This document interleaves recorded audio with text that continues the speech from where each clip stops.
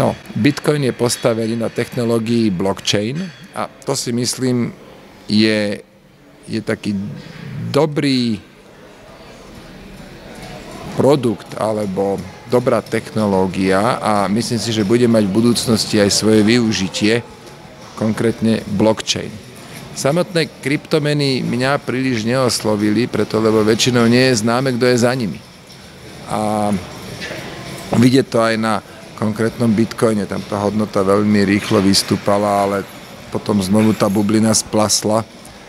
Takže ja osobne napríklad som do Bitcoinu alebo iných kryptomien nikdy neinvestoval, ani som nedoloval Bitcoiny a považujem za celkom nedobrý vývoj, že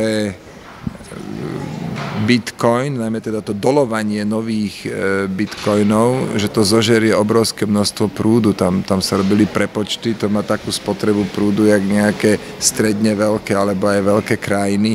Neviem, či toto je správne vyrábať prúd na to, aby sa míňal na pohon počítačov, ktoré dolujú virtuálne meny.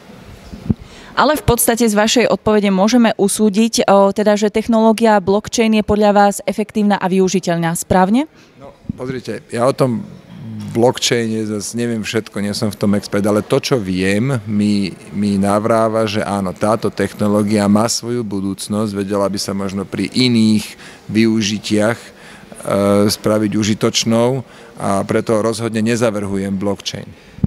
Pán Sulík, ďakujem veľmi pekne, že ste si na nás našli čas a že ste odpovedali na naše otázky. Nech sa páči, prajem pekný deň aj divákom.